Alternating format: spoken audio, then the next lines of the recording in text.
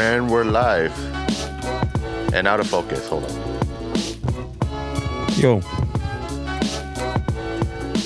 Are we actually live? Yeah, dude.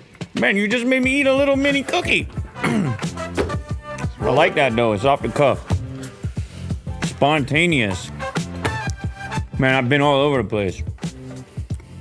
Driving around? No, I was on a sailboat, I'll tell you what. Oh, boy. Sailboat through outer space sailboat. That was me. I was like, just floating. They were like, you gotta be here, here, here, and here. I was like, how can I be at all those places? They're like, you gotta be here, here, here, here, and there. ChatGPT, can you help me out? I was like, exactly. ChatGPT, I need another me. No problem. Here's my humanoid form. Let me just print that out for you. I look exactly like you. I made a point to use my adapter, my CCS combo adapter this weekend. Oh, okay. How did it work out? So, you know, here's the thing, all right? I'm over there, and on one side of the road, I got the Tesla supercharger, and on the other side of the road, I got the Electrify Canada charger. Right beside one another? Like 3 minutes away from each other. Okay. Like on each side of the 400. And at first, just by nature of habit, I go to the Tesla supercharger, and it's preconditioning the battery. Okay. It doesn't have much time because the place I'm leaving from is already close to it. So it preconditions for maybe not enough time. Like, I don't know, 10 minutes max. Maybe 8. And I get to the Tesla supercharger, and there's nobody there. Which is like, oh, okay. now you know it's warmer out. Yeah. Now you know it's warmer out. So I plug in, and I'm like, let's go. Where's my 150 kilowatt? It's great so far. Where my 150 kilowatt at? Now, mixture of not preconditioning plus not, like, perfect temperature. And I'm charging, like, I don't know, 70 kilowatt, something like that. And I'm like, Does it go up? 70, 74, 78. And I'm like, there's nobody here. I'm like, so I know probably my battery is still cold. And I'm just going to be stuck here for a while. And so I'm sitting there doing your usual charging routine of like flipping through YouTube. And then I think to myself, you know what? I got to Electrify right across the street. Let me just go check what this speed is about over here. Let me just see if I'm actually charging at max capacity because of the location that I'm charging at, or like if it's actually the condition or current state of the battery. So I just, zip over to the Electrify Canada. I get my little CCS combo adapter out, and I look at all the different chargers, and I go through the process and the whatever you want to call it, like I guess the headache of setting things up initially. This is one of the fragmented experiences of being an EV owner at the moment, is like the charge experience. Because I realize not everybody has access to a supercharger where it's straightforward and you just slap it in. But I get to the Electrify, it's actually busier. Because you got like one Audi e-tron SUV, and you got to, so like I'm like, okay, maybe the come up of the universal charger, maybe we're in the midst of it. But of course, you get there and it's a little bit more complex. It's not as simple as just slap it in as it would be on the Tesla supercharger. Over here, it's some of them are 150 kilowatt. One of them is 350 kilowatt. And then there's like so many ways you can engage with it. It's like, do you want the monthly subscription? $4 a month, and it's going to be 44 cents a minute. If you don't want a subscription, it's going to be 54 cents per minute. And you're like, man, I feel like I'm going to make up this $4 in this one single charge. Might as well just do it. So now they got my credit card. Now I'm going to Electrify, man.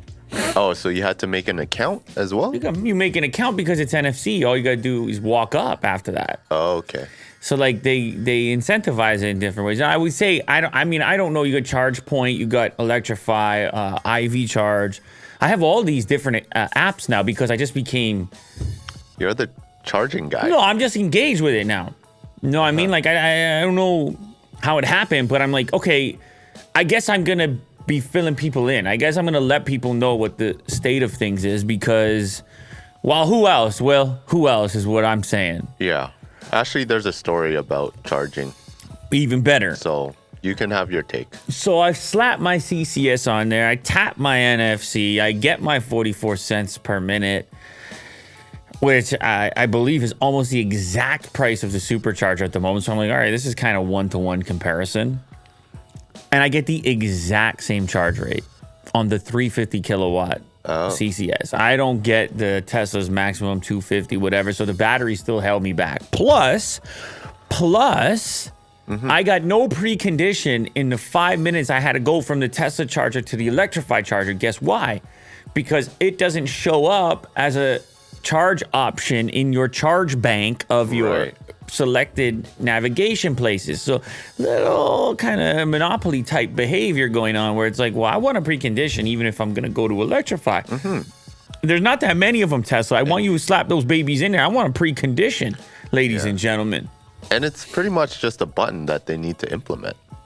One button there. I click on the little lightning bolts in the charge section, and I want to see some other. I want to see some other ones pop up in there, please and thank you. Now they don't mind when it's a 2 lightning bolt. They don't mind when it's a 2-stage. They say, "Oh, look at all these little 2-stage over here. You can go to those if you want." That's how they talk to me. But once you click the 3rd stage, then they're like, "Oh, you're in supercharged territory now.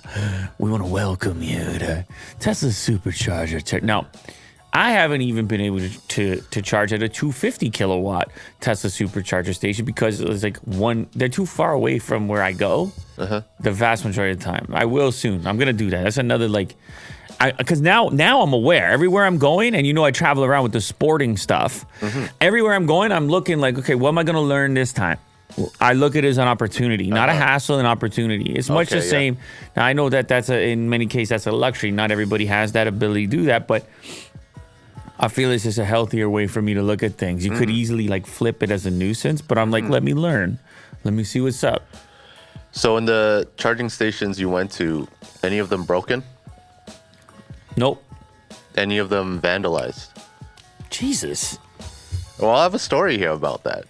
So None were broken, none were vandalized. I'm just curious, the Canadian landscape. Canadiana. Well, no, not. Stop giving people ideas, man. What the hell, dude? What percentage were vandalized, destroyed, defaced? Yeah. No, they were fine. The Electrify setup. So I don't know if you knew this, but in the partnership Electrify Canada has here is with Canadian Tire. Right. So I don't know how quickly they're going to roll it out, but every location that I'm aware of nearby is at a Canadian Tire, which usually means it's near a lot of commercial stuff. But the location I went to, I think, was five stations, each with 2 cords. So it might have been 10 chargers compared to Tesla's 8. Right. It might have been. There's more. Might have been. And more, a little bit more densely packed because the Tesla charger is just 1 per post. You know what I'm saying? 1 per post? Isn't it? Like the hose things? 1 hose per post. I think there's 2. That's why you share. You have the A and the B side. 2 per post though? Because I'm thinking you reach up, you unclip. There's no spot in the inside there for another hose. Is on each side of it. Could be wrong. I don't know. You know what I'm saying here? You know what I'm saying? Yeah. One post, 1 hose. I thought there was 2. No. It's 1 per post. Huh. This was a 2 per post situation. I mean, you have the posts really close to one another, and I guess it keeps things clean as far as knowing which one is yours, and you can't get crossed up. Oh. Which does happen, as some people could get crossed up. But most of the universal implementations are not like this. 1 pedestal will have 2 connectors. I see. Listen, man. I'm about to be so deep in this thing, I'll let the world know what's happening for real. So at least right now in Canada, in your experience, you would still choose the Tesla superchargers? Well, because currently I can precondition on my way there. The Electrify app does tell you how many are in use and which ones are available. I'm just saying that I feel like other companies are catching up a little bit, or they're at least, you know what I mean? That's what the station looked like. The one above, with the nice overhang and the lighting. This is what it looked like. Probably solar panels up there. I was just like, you know what, man? Now, I know these ones, people have complained these ones are broken on a regular basis, but listen, Will, for the time being, one of them is universal and the other is not. Tesla's the outlier. You go to this place with with any car that's electric, it has the CCS connector. This is closer to a gas station. Yeah. You know? But Tesla has the advantage of being so deeply integrated into the vehicle at the moment that they're, you know. But you know what it's really going to come down to as well with these things is locations. Like, how close are they to what you're doing? And what are the other aspects or advantages nearby the charge station itself? And Amenities. Yeah. Because the location I'm talking about, the Tesla one's in a terrible location. It's at least, it's like a 10-minute walk. It's kind of just in the middle of nowhere in this circumstance. But then there's other circumstances where it's right beside what you want to be doing. So that plays a role too. I think everyone's going to find their own habit, but I just want the whole thing to open up in the sense that it's just a little bit less confusion for the average person to figure out what the hell they're doing. Yeah. And possibly this one account for superchargers and any of these public ones. I just want to be clear on this. If you walk up to Electrify and you don't want to have an account, you can just tap and pay 54 cents per minute of charging. But at 44 cents, I was able to basically add, God, I don't even know the rate right now, but it cost me like $10 to go from maybe 60% to 100 or something like that. Oh, okay. Like it was affordable. It was the same price as the Tesla charger. Good. Affordable. What am I talking? I don't know. Yeah. I don't know. Once the demand goes up, look at there's some vandalization, vandalizing going on right there. Just chop the cables off. Sheesh. That's very dangerous. Very dangerous. Oh, these guys are crazy. I like how gentle you were and honest. You're like, it's very dangerous. Yeah. You know what, guys? That's a safety hazard. Hey guys, that's very dangerous. Yeah. Better take it easy. It's very dangerous. Oh, baby. All right, well, let's move on to the rest of the news we got for today, starting with, what? iPhone 12 mini? I never thought I'd see one of those again. iPhone 12 mini... Did you see this? Has been modded. Yeah, I did. I actually heard about it. This is a USB-C port added in conjunction with, like, you've seen people do conversions, but this one's like, nah, I want both. Yeah. I want a Type-C and I want to keep my Lightning port, and I'm just going to jam it all in there. Surprisingly, it looks like fairly well done. It looks really professional. It's obviously not symmetrical, but the way it's kind of been embedded in there, YouTube user, oof, look at that. Hephaestus 3672 disassembled the iPhone 12 mini, removed the speaker, and created space for an additional port before linking the new USB-C connection to the existing hardware. Upon modifying the speaker to fit in the reduced internal space and reassembling the device, the resulting fit and finish is surprisingly good. I was worried for a moment that he's just like, I don't need a speaker. I was like, come on, dude. Gotta have a speaker in here still, too. So he was able, it goes to show you, because we often talk about when they're developing these things, how tight the tolerances are from a engineering perspective. And yet they're just not tight enough, because some people can go in there and still mod them, fit things. They're like, look, I can still put a headphone jack. There's plenty of space. Yeah. Throw a Pez in there. And you're just like, well, why they got to get rid of these things then? They got all this space. There's all kinds of space in there. And they're like, no, we need to get rid of it to increase battery life. And you're like, what are you talking about? There's a big blank space over here. Connecting the device to a Mac demonstrates that both the Lightning port and USB-C port are fully functional. Therefore, it seems to be possible to simultaneously charge the device and listen to audio via a wired connection. Something that's been impossible in the iPhone without an adapter since the removal of the headphone jack in 20. I remember when that was such a big deal. People are like, how can I be plugged in and listening to music?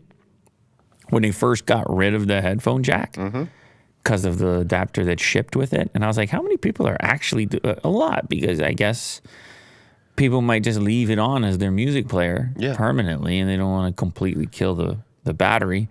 So this gives us a little precursor. It gives us a little taste of what USB-C life will be like.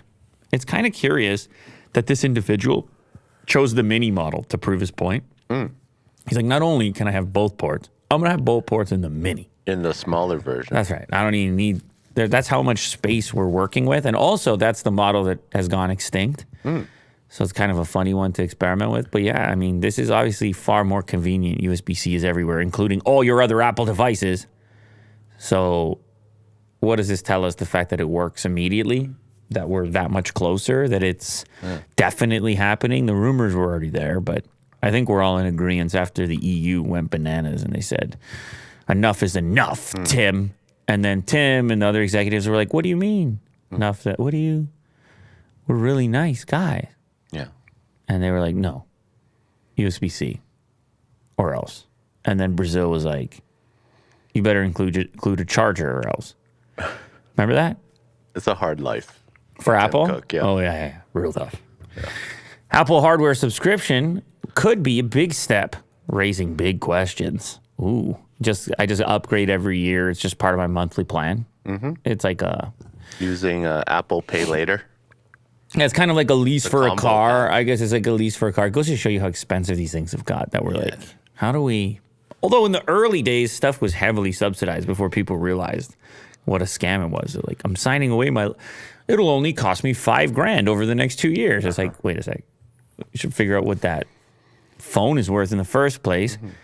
But anyway, a hardware subscription. Apple's the type of company that could pull it off because people do upgrade every single year.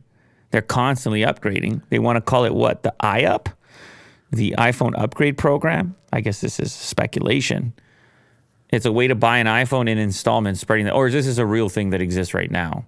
I guess it can be used in one of two ways. First, you can simply keep your phone, and after 2 years, you own it outright. Second, you can trade it in for a new model after 11 months. So there's your upgrade cycle. Oh, the event just happened.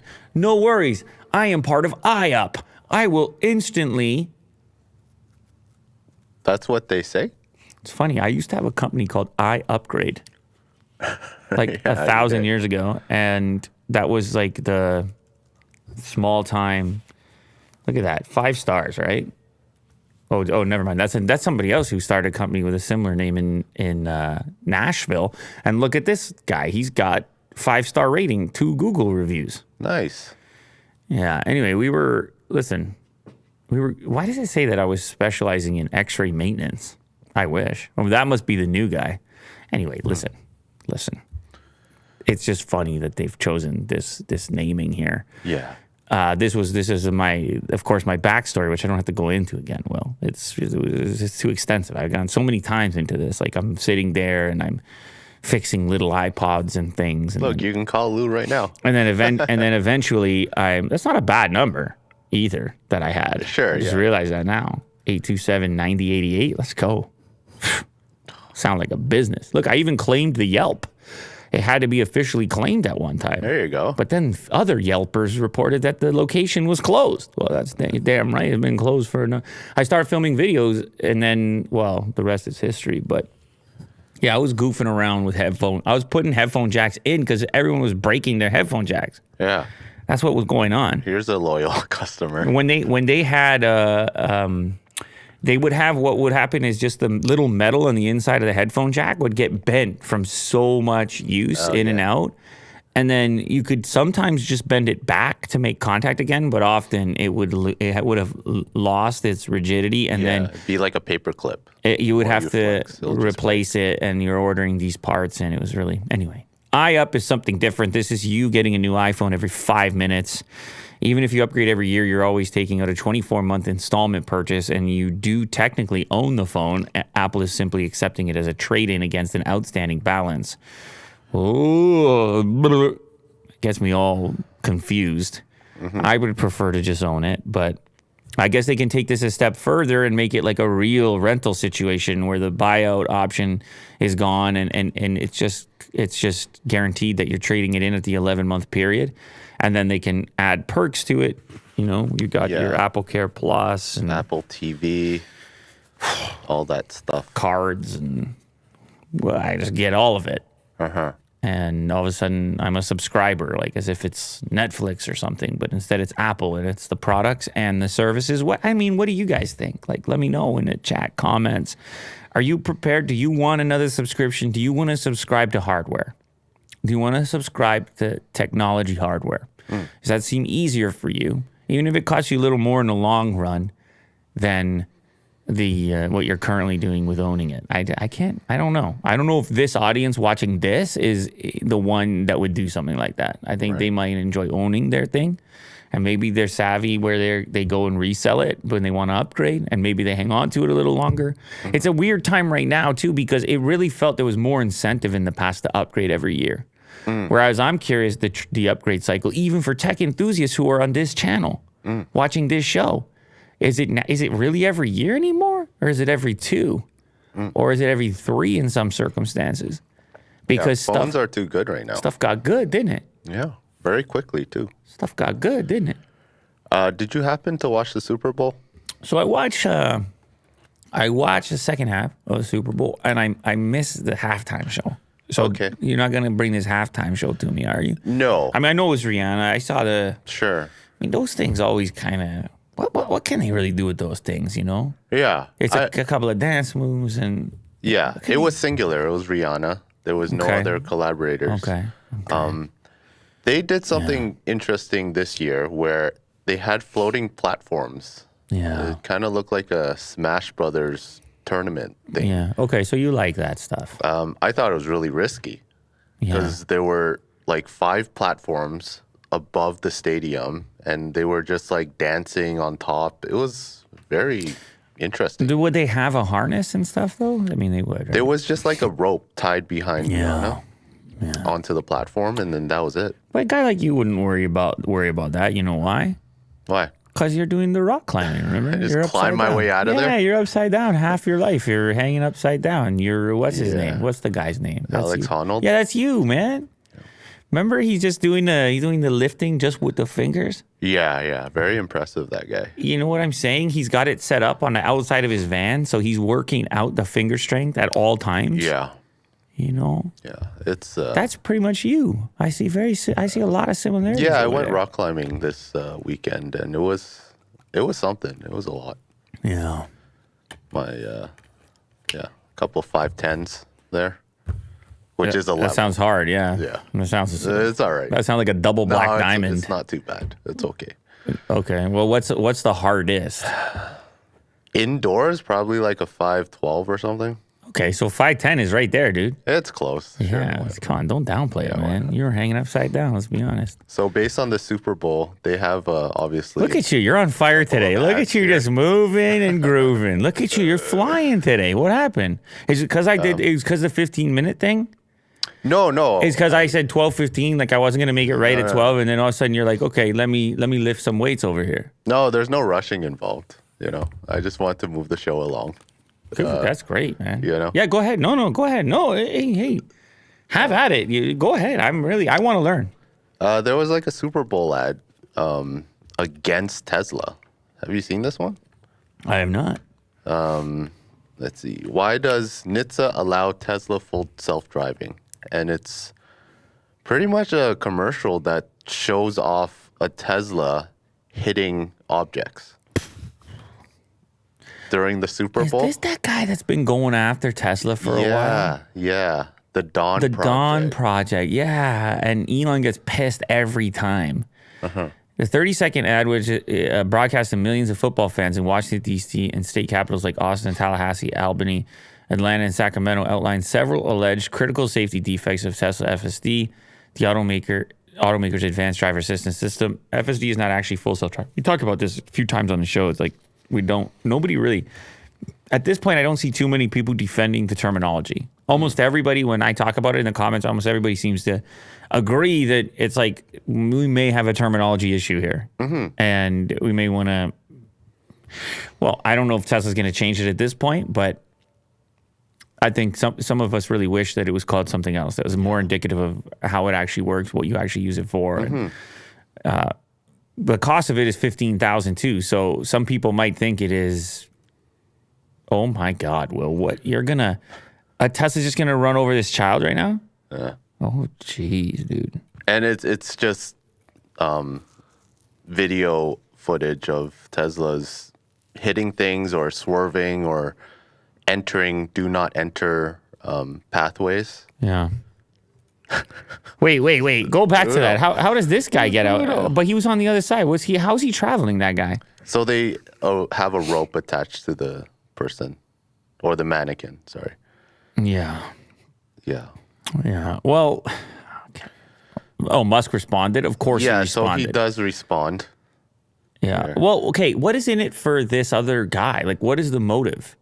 Does he have a company, or is he just pissed? Or the Dawn Project is the name of it. The founder, Dan O'Dowd, is the CEO of Green Hill Software, a company that builds operating systems for embedded safety and security systems, as well as its own automated driving systems. Okay. All right. So now I have the story. So this guy has his own product, I suppose, and he believes it's safer than what Tesla is. Yeah, and calling it, Gotcha. Tesla FSD is not right. Yeah, he claims Tesla's FSD has critical malfunction every 8 minutes. All right, now let's go ahead and see what Elon's reply is. Tesla's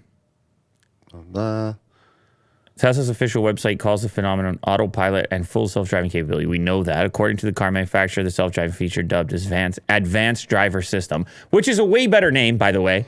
That one right there is perfectly fine. Advanced driver system. You're just ADS. Okay, cool. All right. Yeah, that sounds about right. Dan O'Dowd puts the advert, and I guess it was on the Super Bowl, but it was also on Twitter. 30 seconds long. I mean, it's powerful, right? You just see a Tesla hitting basically children. Yeah. The next scene shows a shaky driver plow through a car into two push chairs on the road. The video then ends with the text, why does highway traffic safety allow full self-driving? And here's Elon's response. Oh, just a laughing face? Yeah. Wow. Just a laughing face? Will? He did respond later on, I think, here. Are you sure about that? Yeah, this one. Oh, okay, here. Thank you, real Dan O'Dowd, for spending $7 million for this Tesla advertisement. It's very clear that your testing was fake, but grateful for spreading the word that Teslas are the leader for general autonomy. So apparently these Teslas in the video were rigged. Rigged how? How do you rig? I don't know. People were saying the Super Bowl was rigged. I think people are into rigged. Rigged is big. We should look at Google Trends for the word rigged. Can you give me some quick numbers on that? It really feels that we're in a rigged. What isn't rigged at this point? Life itself is rigged, right? The Matrix, like it's rigged. Okay, give me like a worldwide rigged. All right, it's on its way down now. Give me a shorter period of time. Give me like 30 days. Let me see a 30-day rigged chart. Ooh, there's a big rigged moment there. January 30th. I don't know. 100 rigged. That's a huge rigged. Interesting. Anyway, so Elon says those cars were rigged and now we'll never know, and we get to continue to live in chaos land. My Tesla has not hit a child yet. So, and I'm typically attentive still. Yeah. Like I haven't snoozed or anything yet. And I think that's the You gotta pay attention. recommendation at the moment. You know? Regardless. Hilarious. But you know what, man? You give people technology, they misuse it. Sure. You know? Yeah. You give people technology and all of a sudden you're like, hey, man, put that technology down. Obviously, you're not ready for that. And so it Some really people. comes back to the individual, and it's easier for us to, get our hands on this stuff than ever before. And everybody is fallible, susceptible. Yeah. Hilarious design concepts. Imagine what Tesla might make next. How about a toilet? Oh, get out of here. No chance. Imagine. Although, I mean, there are some pretty high-tech toilets out there. Uh-huh. And you could get like heated seats and laser-guided streams of warm water. But I don't know that there's been any that have had the full-on gaming chair scenario, because my issue here is obviously hygiene. Like, you got too Yeah, much it's gonna get material dirty. going on. Can you wipe everything down? Touchscreen is also going to have fecal matter on it, 100%. Yeah, the splashing. Yeah. For sure. What's this? This is a Tesla portable sink with SpaceX water management. Filtering and recycling wastewater, remove the need for a constant connection to plumbing. Oh, okay. Off-grid because you've already got Yeah. Starlink, and so you're off grid. It's weird they show the soccer ball anyway, and you're just recycling the water, and it's filtering it somehow, UV probably. Yeah, and it has like the idea of Cybertruck with the stainless steel. My Cybertruck sink folds up. Yeah, We have a toaster. in the wall. Yeah. I don't mind that. That's actually, you know what? Or flatbread. You know I what? guess. In the wall, I'm a little concerned with the heat. Oh yeah. Toasters It get travels upwards. really hot, don't they? Yeah. I don't know if that one was thought through completely. I guess sometimes you have an oven in the wall, but an oven, they insulate that. I have a lot of questions here with the Tesla toaster, but you can see you get the Tesla logo on this. This is for the super fans. This is not for O'Dowd, No. or maybe it is. Secret. Tesla bed with an incline for perfect sleep. This is going to be like with the motor, so you go up and down. Okay, It's got a Cybertruck look. there you as go. well. 5 centimeter incline in the headrest to reduce acid reflux. I don't know if Elon suffers from that, but just in case. And very yes, relatable. it has been Cybertrucked, the stylings. Yeah, that's it. Which one of these is most likely to happen? Oh, God, I that's would think nearly this one. impossible to answer. Which one? This The one's sink? actually not The too Tesla bad, eh? sink is the most It's likely? cheeky enough. Or maybe the bed. The Tesla bed. Interesting. Okay. Well, you guys go ahead. You guys go ahead in the comments It's and got headlights. tell me which one you're most likely to go for. I mean, a bed is so hard to buy and ship and It's stainless steel. everything else. It's metal. Yeah. That's fun. Research shows electric car charging stations in America are facing major problems. Well, this is why I'm investigating. All right, Will? Yeah, this was your article. According to a research study from JD Power, the EV charging network in the U.S. has already eroded, and at least 1 in 5 charging attempts by EV drivers failed to connect. It's bad enough that the adoption rate of electric vehicles is double the rate of chargers being installed. Yikes, that's terrifying. Yet the existing ones are already aging with lack of maintenance, repair, and software updates to keep up with evolving batteries. According to a report, there was a steady rise from the quarter of 2021 to the first quarter to third quarter, of failed charging attempts from 15% to 21%, but it gets worse.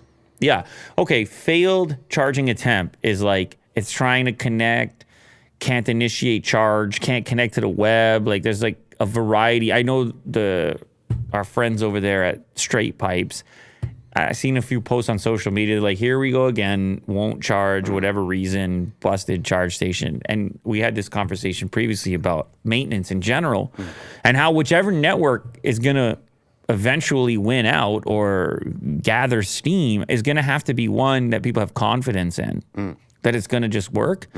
I don't have enough of a variety of experience, but if there was one, like there's one that I frequently use, which is a public charger. It's a stage 2, but it's just at a place that I frequently go, from the company Ivy Charge. Now, not to just like, And it's been consistent.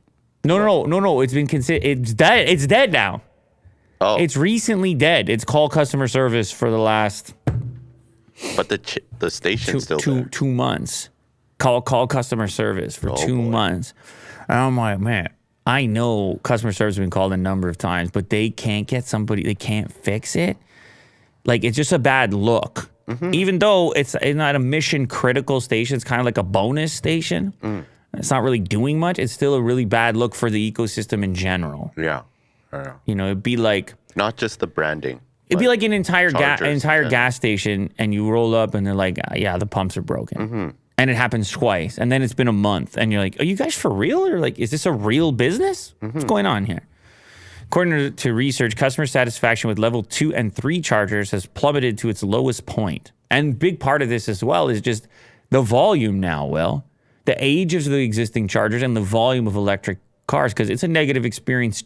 The most negative experience I ever have is when I roll up, I create a destination, and then I get there, and the lineup is tremendous. Yeah, and then knowing you have to spend like another 20 minutes to charge yourself.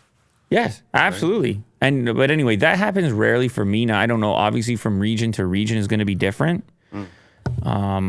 But this is a thing that has to get fixed. If you want the widespread adoption, and here you can see some of the graffiti going on. If you want the widespread... Oh, and then I'll give you the last one, which is other cars parking in the electric car parking spots and not charging, which is a frequent occurrence. Is it? And I don't know how you police that, because you don't want to be towing people out there. They're gonna go with their own graffiti next time.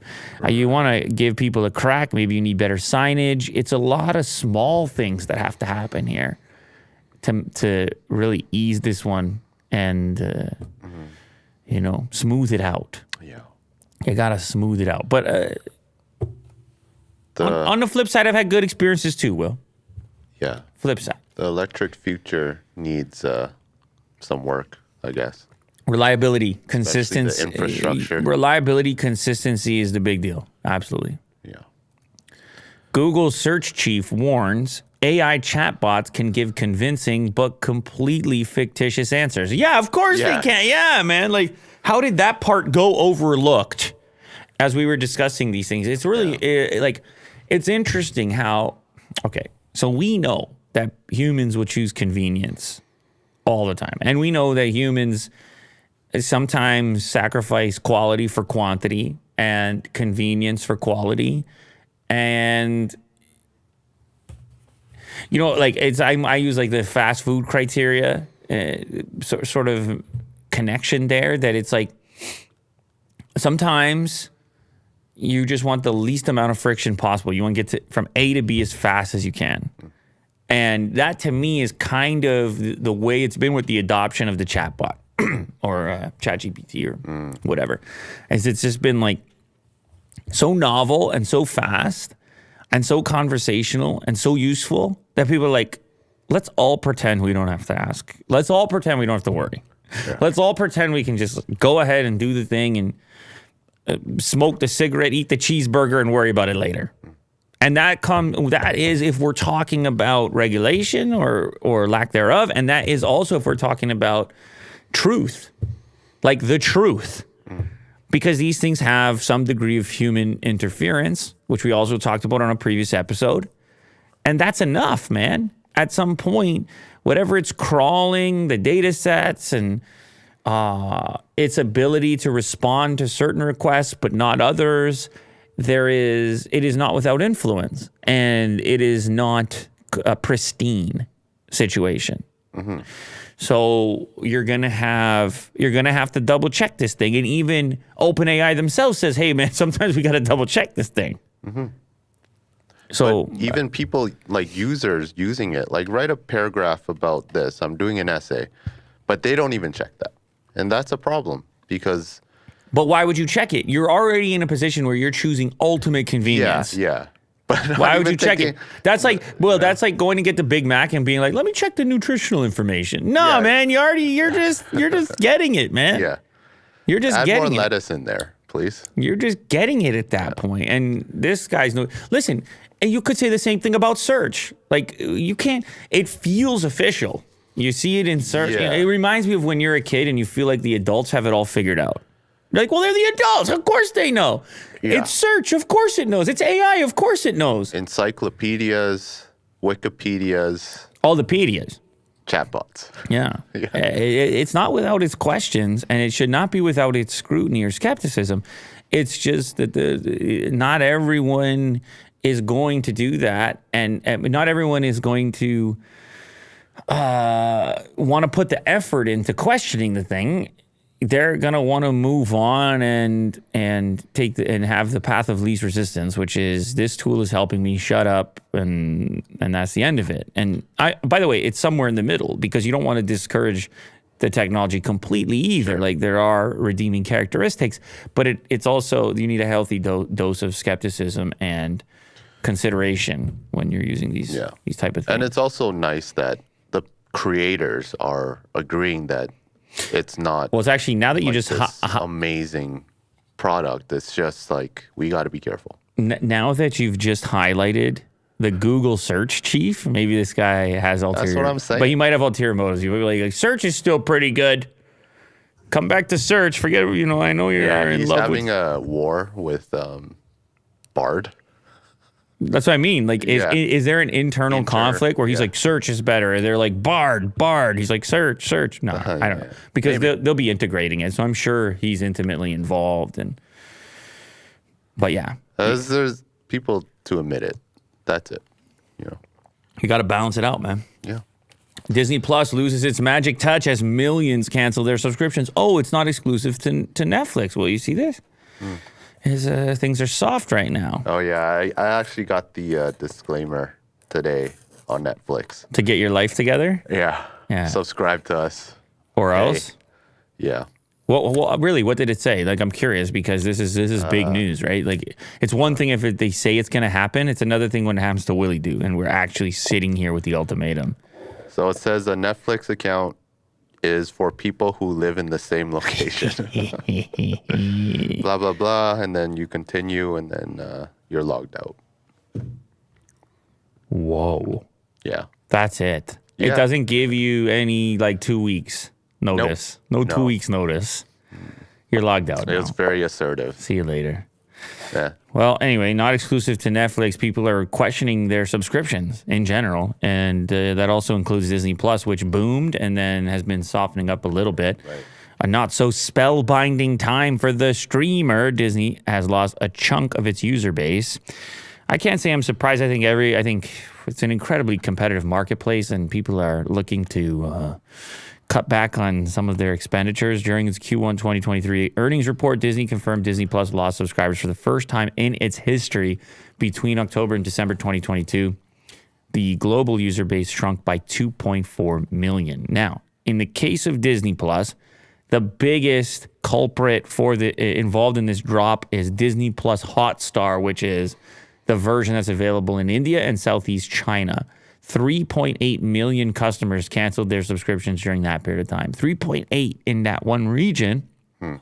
I don't know what happened over there. The content wasn't what they had wanted. Was there a price increase? Was it a sort of trial period where there was maybe a promotional price or something? But 3.8 million is a ton. And now, if you're Disney, you had to obviously be thinking, and not just now, but even previously, when you have this international approach, same goes for Netflix, all this regional content you have to be making to remain compelling in all these places. Oh, the scope of that is so daunting for me to think about. Like what you need to have in the projects you need to be working on years in advance in Southeast Asia and in India and everywhere else. Holy moly. So in North America, however, they're still doing okay. They added 200,000 more new customers. So growing in North America, the global subscriber base is now sitting at 161 million, which is down from 164. It is its first loss, but they still have quite a few subscribers for a relatively new streaming service. And what do they got? I think they got another season with The Mandalorian coming out. Oh, okay, yeah. I know because my little guy was telling me. He said they're coming with the next season. I said, well, maybe they'll get a few subscribers. I don't know. Okay. But they're going to keep leaning into their assets, to their IP. Yeah. You know, they got some IP. Well, Quite a lot. a little bit of IP. 1/3 of Americans would use genetics tech to make their offspring smarter, study finds. How rude. They take a look at their offspring. They're like, can I get some sort of product so that they're... Do better. Yeah. Obviously, this is preemptive. Yeah. It's a bit rude. As technology advances and starts to push the idea of designer babies from the realm of science fiction into reality. Well, I kept getting these emails. Huh? I kept getting these emails, which was like, don't you want your offspring to look like these guys? And it would be like some sort of boutique genetic. I don't even know what it was actually, but I got it for a while. Yeah. And so there is the like low tech version of it out there, which is you pick you get like a profile of the guy that's... Yeah. It's like choose or create your character in a video game. Choose your own adventure. Yeah. With the available stats here. Kind of weird, man. Oh. Yeah. Not very romantic, Will. Designer babies. Anyway, this, I guess, takes it a step further. They're saying the ethics are a bit murky here. Besides the extreme scenarios where embryos could be tweaked using engineering tools like CRISPR, there are similar technologies already being used, and their ethical implications are no less complex, particularly given their accessibility. A recent study found that a substantial portion of Americans would be interested in using genetics to make their babies smarter. The study was supported by the National Institutes of Health and published yesterday in Science magazine. The team asked survey respondents who may conceive using in vitro fertilization. So they're already doing that. And then they're like, hey, would you consider a little bit of CRISPR? You want a little boost? Huh?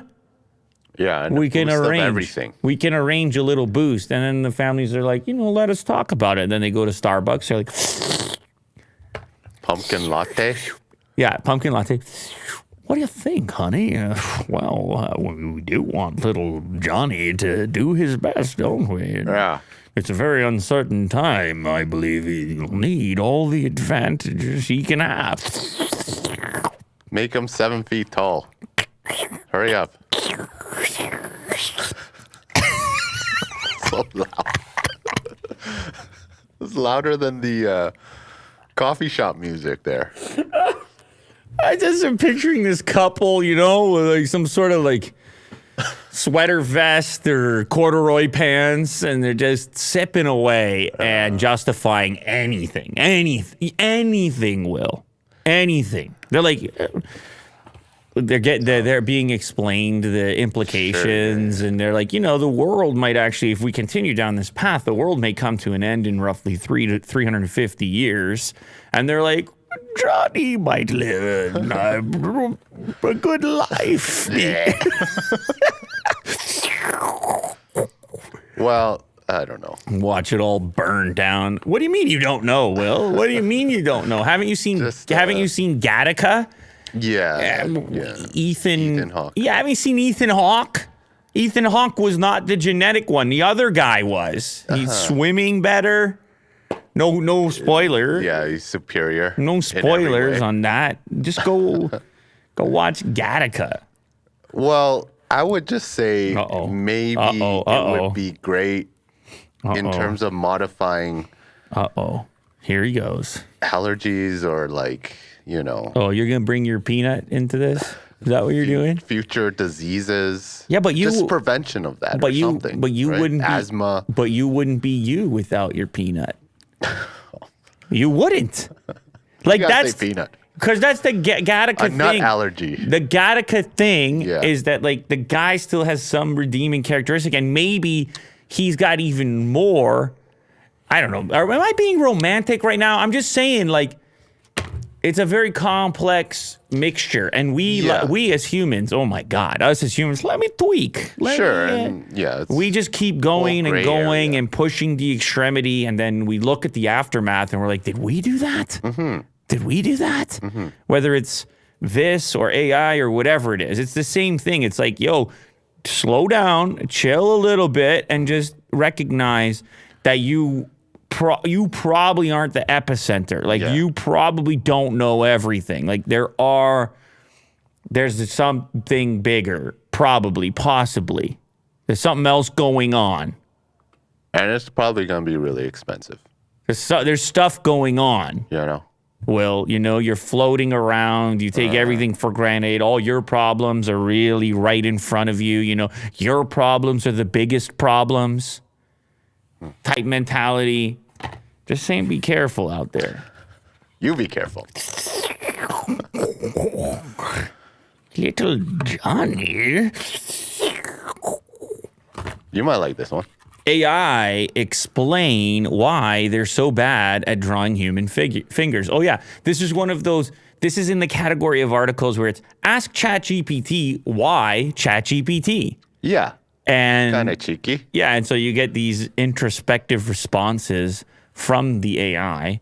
Yeah. So they ask ChatGPT what's going on with the fingers, because the fingers are a dead giveaway every time. You're like, pretty convincing. Look at the fingers. Look at the hand. 20, like either not 10 malformed fingers there. Well, and in often, one hand. It's often the proportions too are all weird. Yeah. Like the sizes are off, or the number of fingers, the number of joints. Who would have thought like a hand would be a weird or hard thing to generate? ChatGPT is the most well-known of the AI language model right now, causing huge waves across the world with its abilities. So then they say, why is AI so bad at rendering human fingers? This is a question posed to ChatGPT, and this is the response. Rendering realistic human fingers is challenging for AI because they are highly articulated and have complex shapes and textures. Capturing the subtleties of how light interacts with skin, nails, and wrinkles requires advanced modeling and rendering techniques. Okay, I think that's a fair response. Some AI-powered tools and applications can generate realistic images of faces, including facial features like eyes, nose, and mouth. The technology behind these applications is based on machine learning algorithms that have been trained on large data sets of human faces, which allows them to learn the patterns and details necessary to create realistic-looking faces. However, even with advanced algorithms and large data sets, rendering fingers remains a challenging task for AI. Those look a little bit better, but also tough and wonky. It is interesting that there's these AI giveaways that we as humans we still have a slight edge. Yeah. AI, I can see you. I see you. Peekaboo. Yeah, I'm really smart, man. The fingers, again, you're calling out the fingers? Like, I'm doing a pretty good job at everything else. The one thing. ChatGPT's like an angsty teenager. Yeah. Like, I'm doing all right. God. Well, you gotta point out the one thing. I'm working on it. No. Models. Learning. Like, let me study. Jeez. Get perfect on everything. I see you. Yeah. It's gonna take some time, apparently. The deep hand model. A generative model that uses a 3D hand model to generate realistic hand poses, and then it has to have in its data set every single pose and shadow and wrinkle. Faces are easier, Will. Apparently. Faces are easier. Retired Boeing 737 gets transformed into a private villa. Ooh. Damn. Yeah. Can it still fly? No. Oh, okay. So they're just like, you know what? Let's ground it and just turn it into a sick apartment. Yeah. Or villa. I don't even... What? No. This is render. Come on, Will. Well, yeah. I mean, You're goofing on me here. It's sick. It's really sick. I like it. I always wonder about these things like repurposing, whether it's a shipping container or a bus, a school bus, or this is even better, a 737. the conversion. Yeah, but then... Look at that. No, it's sick. Just gut it. It's really Cut cool. everything. It's really cool. I just still want to fly it. I can't help it. I see a plane. I still want to fly. I just want to fly this version of it.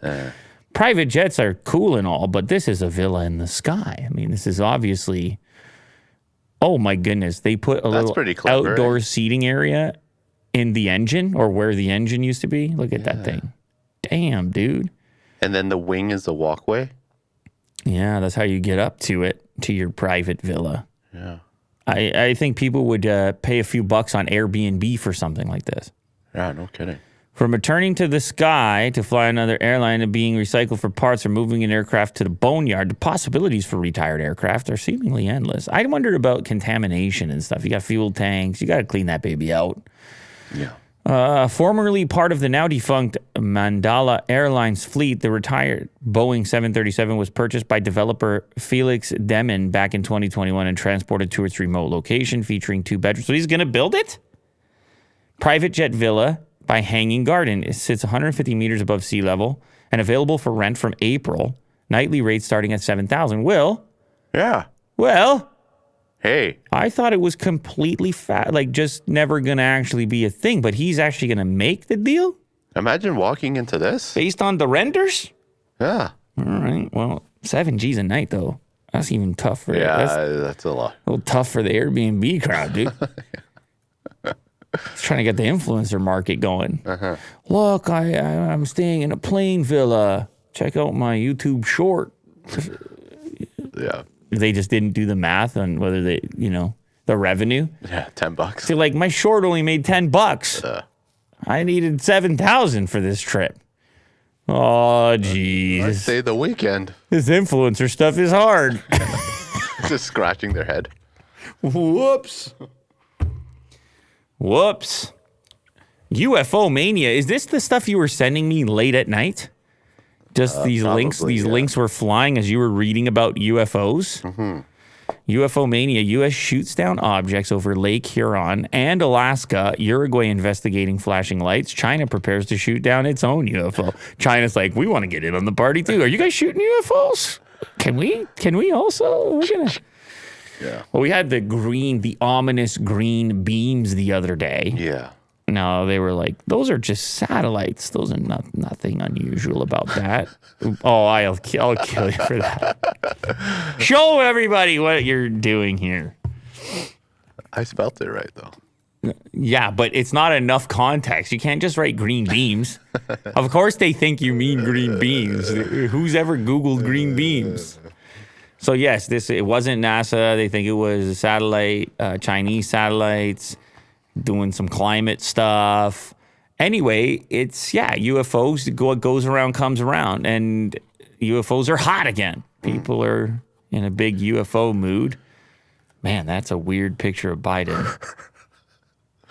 I don't know what's wrong about it, but is it AI? It's lacking an object here. Is it AI generated? Yeah, maybe. I think so. Look at the hands. Yeah, well, they just cut it off. That's what AI is going to start doing to fool us. Yeah. They're going to crop things right where the hands would be. Mm-hmm. So they're going to fool us that way. United States military shot down an unidentified flying object over Lake Huron Sunday afternoon, just over a day after an Air Force fighter shot down an object over Alaska on Friday evening, and about a week after a Chinese balloon. Oh, the Chinese balloon we recall. Well, it's important to know UFO, unidentified object. That's really all. It doesn't necessarily... you don't get your green guys necessarily. Maybe you do, maybe you don't. While no single part of this is that unusual, the flurry of military action and sightings in a single weekend has lit social media aflame. The military has not said what the two objects shot down this weekend are, but the actions follow the much hyped downing of a Chinese spy balloon. Now they're just shooting down all balloons. They're like, Biden's like, any balloon.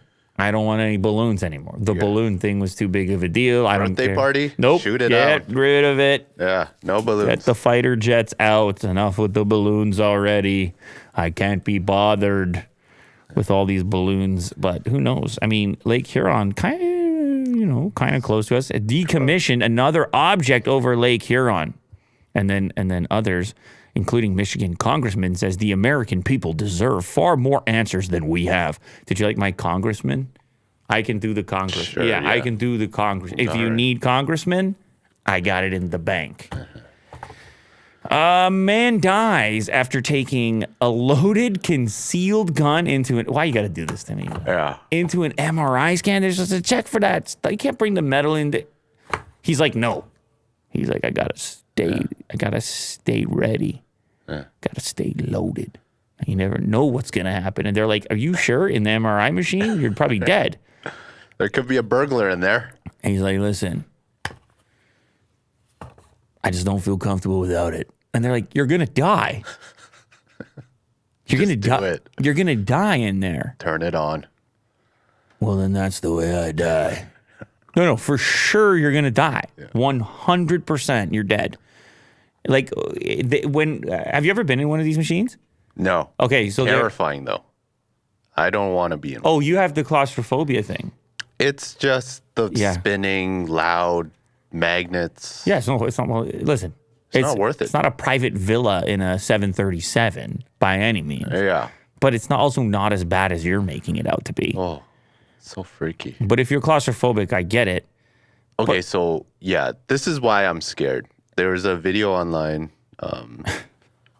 practical MRI, showing the effects of having metal objects near the MRI machine, and it shows like the pull weight, 300 pounds of a wrench,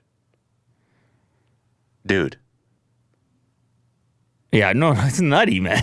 Are you kidding me? It's absolutely nutty. Yeah. They're very clear. They want to know if you have any metal. This is what I was going to say. Because when you go, they're like, do you have any metal in your body? Like, do you have, like, they want to know about previous surgery or staple or. Yeah. Like any metal. That's the degree to which they're concerned about it. And never mind if you have a loaded weapon in there. Or even just like a coin or something. Wouldn't it like... Oh, yeah, coins. Yeah. Somehow just like... Jewelry, coins. Injure you. Oh, God, dude. You don't want to... According to reports, the gun advocate's weapon was pulled out of his waistband by the machine before it discharged into his stomach. Yeah, it's pulling the bullet. It's going to be pulling the bullets, the trigger. Like, what is it pulling? Some magneto stuff. It is not clear why he didn't remove it prior to entering the machine. Before his death on February 6th, the lawyer regularly posted pro-gun content on his TikTok channel. People have been fatally sucked into MRI machines before, generally when metal oxygen tanks have been brought in with the patients. Yeah. Listen, dude, you don't... This is powerful magnet stuff going on. I can tell you. From experience.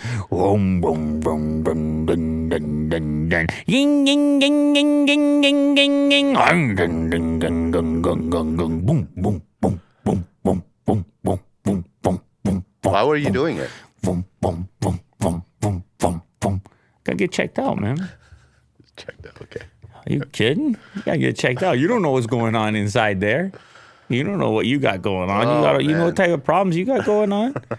You gotta go take a peek every so often. Yeah, it's brutal.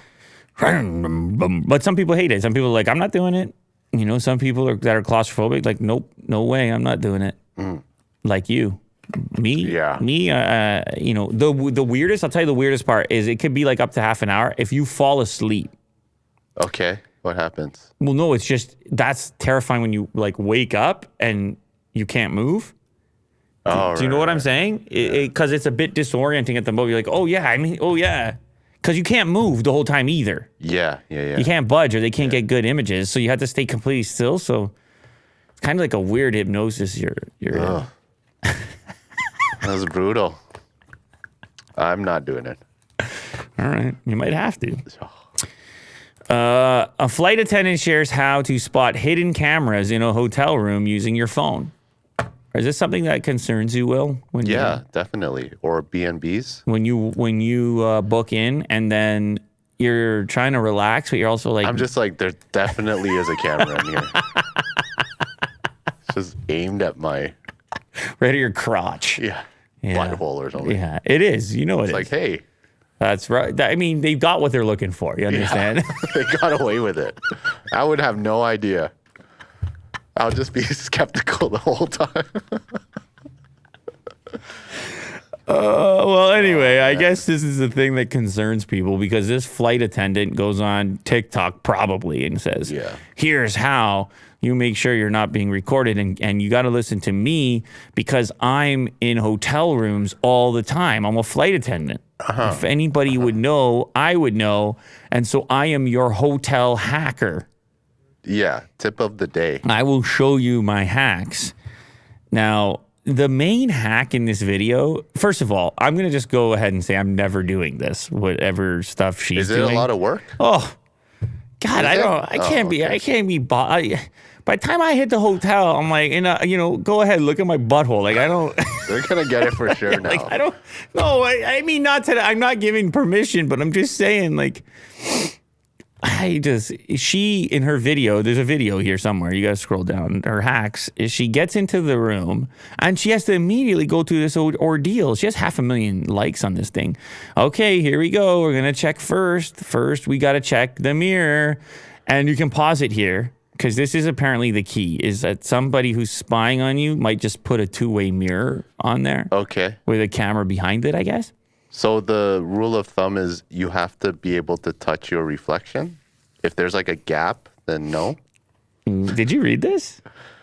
I think I heard it from somewhere. Yeah, you read this? Okay, so I guess that's the thing. Man, perverts are crazy. Like, perverts are replacing mirrors in hotel rooms.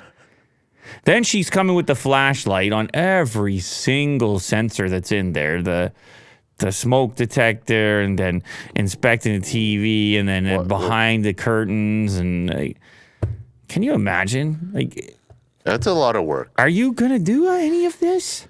Maybe. Which one would you do? You're going to do the mirror? I'll do the mirror. Okay. I'll do the, I don't know, just checking like outlets. I'm never going to do this. I'm just telling you right now. Unless it's exceedingly obvious, like a light, like I see a light shining at me, or I hear a two-way radio and they're like, go ahead. And they're like, get comfortable. Just like a zipper of pants. They're like, get comfortable. Like, continue. I'm like, what the? I'm like, who's? It's like, hey. I'm like, hey, what? Hey, Yeah. trying to.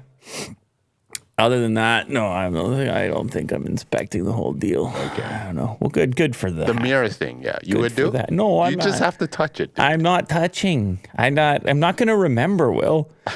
The moment you touch, it's just like pants on zip. That's all you hear. I'm not touching. I'm just telling you right now. I'm not touching. I'm not doing it. I'm not doing it, man. Okay, last one. Perth valet accidentally smashes 2 Lamborghinis belonging to a billionaire. This is the worst day at the job you can imagine. The valet at Crown Perth asks for help after crashing a blue Lamborghini into a purple one. A day at work couldn't get any worse for a Crown Perth valet driver who smashed 2 Lamborghinis while trying to park one. Luxury vehicles belong to the billionaire Lawrence Escalante. They were damaged after they collided. So wait a second. They both belong to the same guy as well? How? Oh my God. He comes out. Oh. The valet's like, I smashed them both. And what? Video captured and shared by jiu-jitsu athlete Craig Jones shows the hotel worker behind the wheel of a brightly colored blue Lamborghini Aventador Ultimate, which cost $940,000, smashed into a purple Lamborghini. The shocked driver can be heard saying, help, I've really effed it up, before eventually jumping out to assess the damage. Do we have a video clip of this? Or just the photos? Story continues. Let's see here. No, we don't have it. But then how do they say the guy got the clip? The jiu-jitsu fighter. No?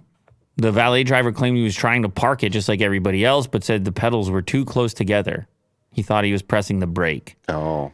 And I guess it's a tight spot. You know? I mean, this is what it is. It's user error. It's always, I hit the accelerator instead of the brake. Yeah. Unintended acceleration. It always hurts to see the amount of money just in that type of smash right there on those vehicles that are worth $1 million anyway. Yeah, video captured and shared on Craig Jones, athlete Craig Jones. Here we go, Will. It's your last challenge of the day. You got to find the Lamborghini footage from Craig Jones with the double damage. Here we go. It didn't take you long. Yes, it did. Maybe we still don't have the video. That's the valid Here we guy. go. Here we go. Good job, Will. Volume.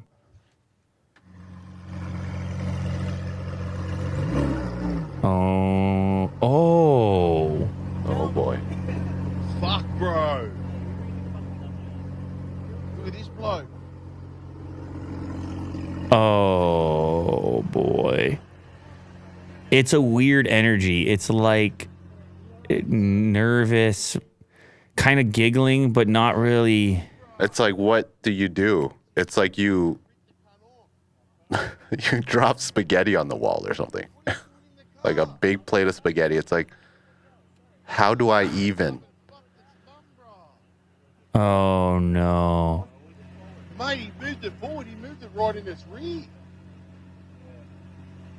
Fucking get that up, ya. Oh. No way. To catch that live, too, man. It's a moment. Can't park there, bro.